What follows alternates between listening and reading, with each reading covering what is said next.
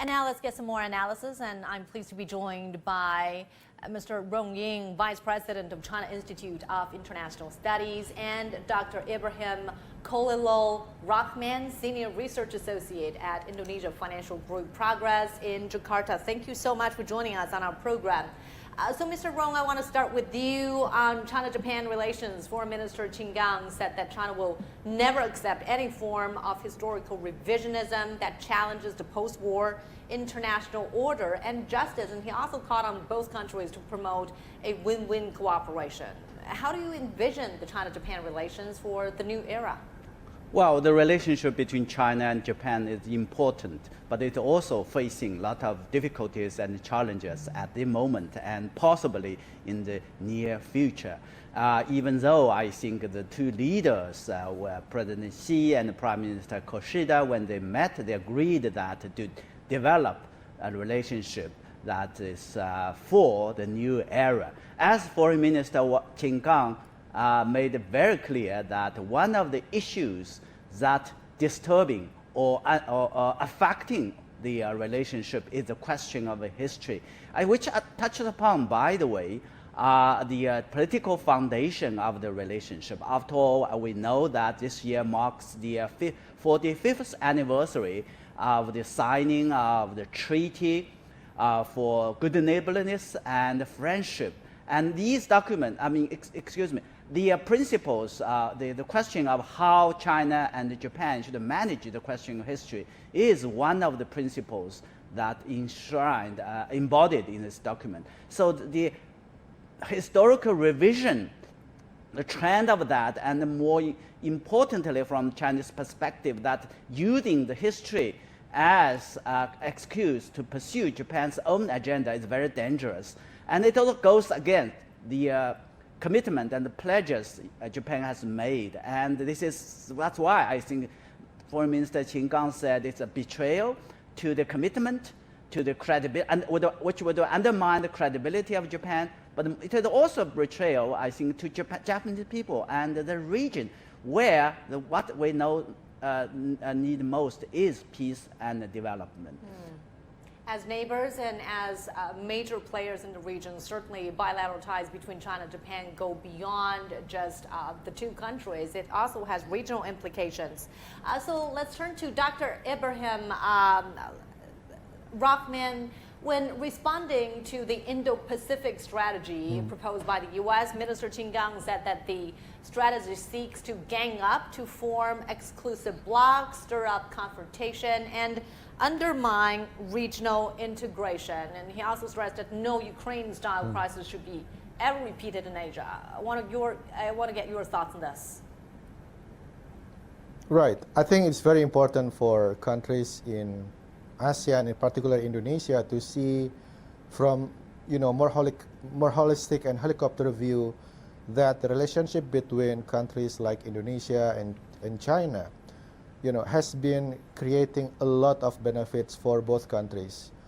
China has been contributing to nearly 30% of proportion of Indonesia's export and import. At the same time, the connectivity between two countries are very strong.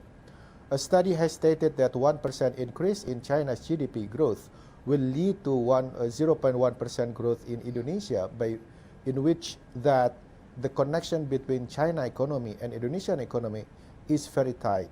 1% depreciation in China renminbi against United States will lead to Indonesian export, because China's export means Indonesia's export indirectly.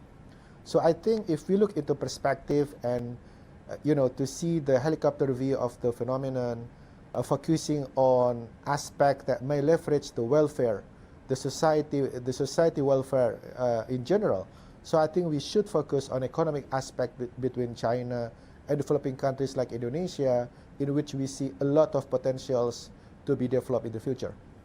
And Mr. Rong, as we saw right there on our graphics, Minister Qin Gang also said that Asia should be a stage for win-win cooperation rather than a chessboard for a geopolitical context. What are your comments on the U.S. Indo-Pacific strategy, and what role can China play to promote regional development? The U.S.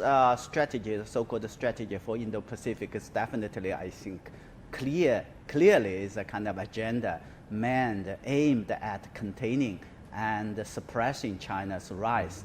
But what is, I think, the concern to the region and beyond is that it looks like, and indeed I think it testified the reality that this strategy is going to bring not only divisions but also disasters for the region, where it has been enjoyed peace, stability, and prosperity in the past decades.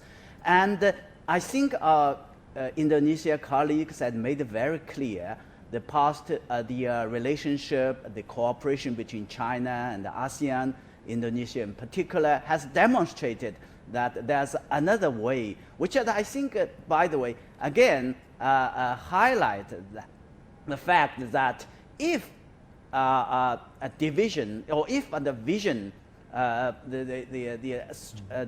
Indo-Pacific strategy by the United States prevails, the region will not be able to enjoy the peace and stability at that. Rather, it would make into sort of separated into a kind of two opposing camps, and becomes arena for major power rivalry. That is exactly what is happening in Europe, and this is, I think, what would call upon really concerns, and more importantly, joint effort by China and ASEAN to guard against it, but more importantly, work together to prevent that from happening. Yeah, and China has been cultivating a very strong relationship with the ASEAN bloc. And in February, Minister Qin Gang met with ASEAN Secretary General Cao Kim Horn. The two sides agreed to elevate their relationship to their comprehensive strategic partnership to a new high. So, Dr. Ibrahim, Rohman, your take on the role of China-ASEAN cooperation in terms of promoting regional development? Yeah, absolutely. Again, China and ASEAN has been building, long-standing of understanding and collaboration. Surprisingly, during the COVID pandemic, or during the peak of COVID pandemic in 2020, probably it's surprising that the trade volume between Indonesia and ASEAN is even increasing by 2.2%, which means that China and ASEAN has been putting each other as the main trade partners, which means that we have to see a lot of benefits in the future when we strengthen the harmony and the further connection between countries. Not only about the economy, but people mobility between China and ASEAN has been about 65 million, free movement between people, where there are more than 4,000, flights between China to several cities in ASEAN. In terms of education, we recorded that about 200,000 students have been, giving the privilege to learn from each other, so that the collaboration between countries can be enriched in the future, not only talking about economic, but transcending, the current focus on economic, but also in social, education, transfer of technology. As we see in 2020, it has been, established China-ASEAN digital economy roadmap, by which big data, AI, are part of way to combat the COVID pandemic impact in developing countries in ASEAN. So in nutshell, I think it's very important to focus on several aspects that may be contributing for both countries and both regions, and not into the nuance and the noise of other aspects that might not be related to the goal of increasing the welfare for each party. All right. Thank you so much, gentlemen, for your analysis. Mr. Rong Ying and Dr. Ibrahim Rohman, thank you for your time.